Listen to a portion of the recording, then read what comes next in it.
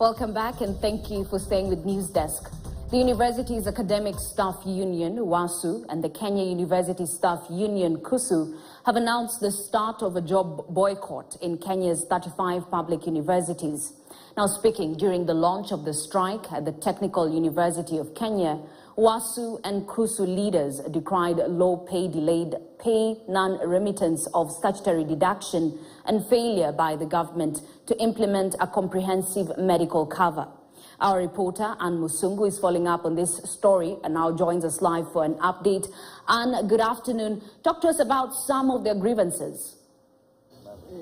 Good afternoon, Ashley. I am at the JKUAT University, where union leaders for KUSU and UASU are here to launch officially their strike. They have been to TUK and also Kenyatta University. So some of their grievances are increment of their salary, which has stagnated from 2021. Also, they want harmonization of of allowances. I am joined by Dr. Charles Mukoya, who is the Secretary General of KUSU. Maybe Dr. Charles Mukoya, you can tell us more about some of the grievances you have.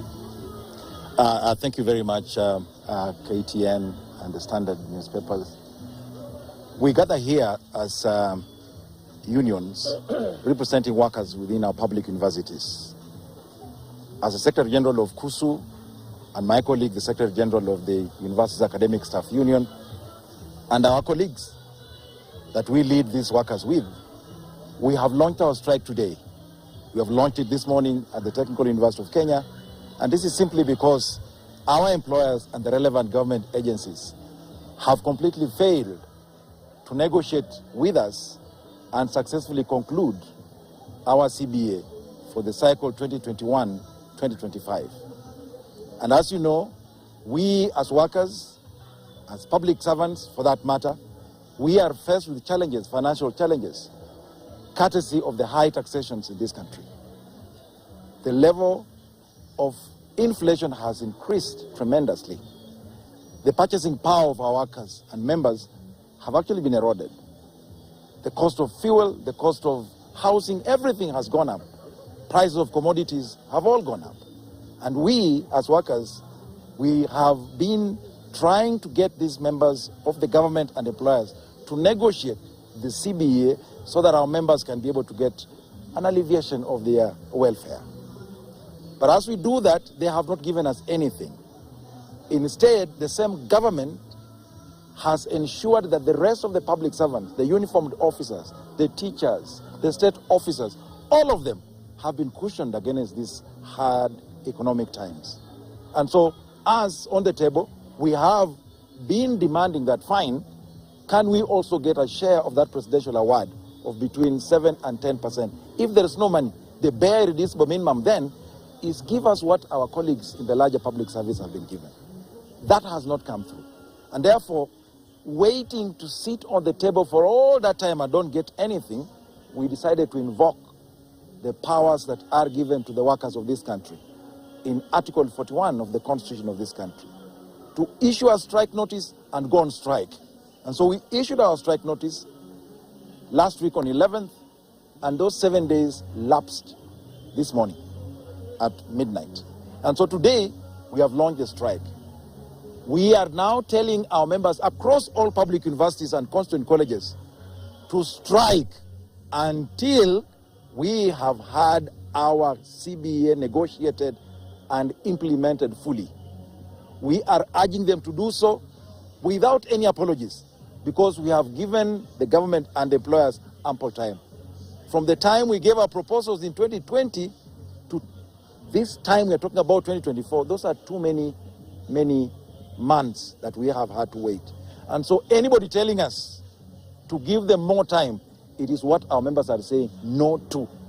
And therefore, the strike is on. And as we do so, we want to tell the vice chancellors who may be misadvised. This strike is not about a specific vice chancellor. It's a national strike. It is for our own good as citizens of this country. And we're doing it peacefully. So any vice chancellor who is attempting to intimidate union leaders in their respective universities, we condemn them. Nyabundi, Professor Nyabundi ni Maseno, we are watching you. You have gone out to intimidate union leaders in that university. We are watching you, and any other. Waseke of KU, Ochola of Tomboya University College. We are watching you. We will ensure that the strike succeeds. And for those who are acting as vice chancellors, they should watch. They must allow Kenyans to exercise their constitutional right. They have had time to sit with us and convince us on the table by giving us what is commensurate with the demands that we have put forth. They have not been able. Now that we are exercising our right, they should allow members to do exactly that. Anything short of that, it's going to be a difficult and different ballgame. To the students, they will have to bear with us for the time being. That we have to get this fixed once and for all so that the students can be taught and be able to finish their studies on time. For us, we are on strike, and we will strike until we strike a deal. Thank you.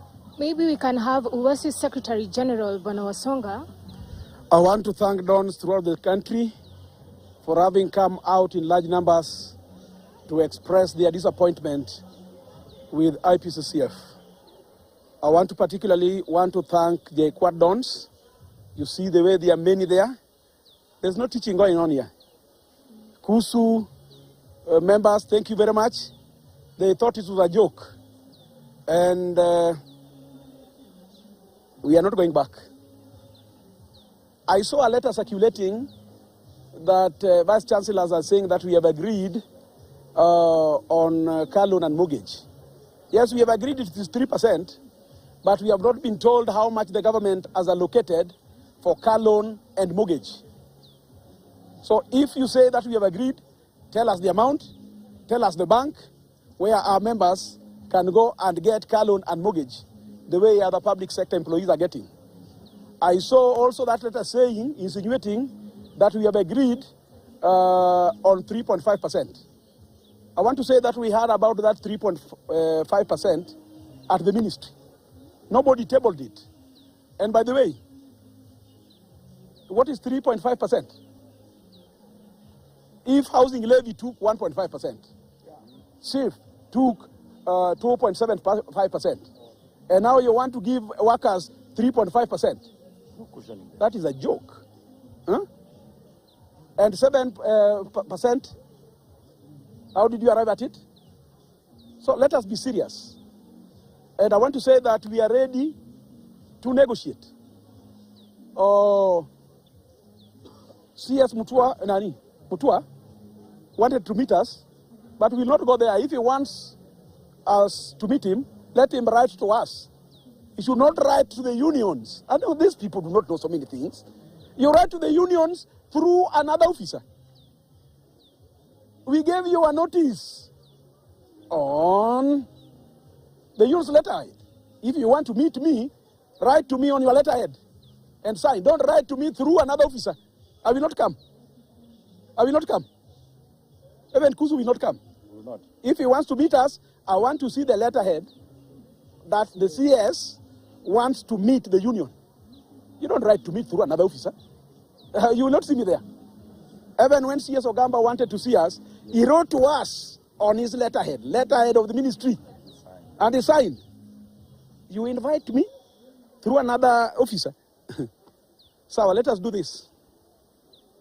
We will get basic salary, house allowance, car loan and mortgage, commuter, book allowance, leave allowance, professorial allowance, medical.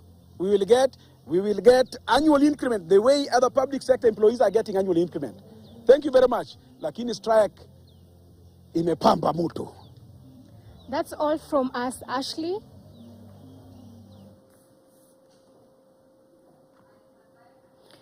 All right, thank you so much, Anne.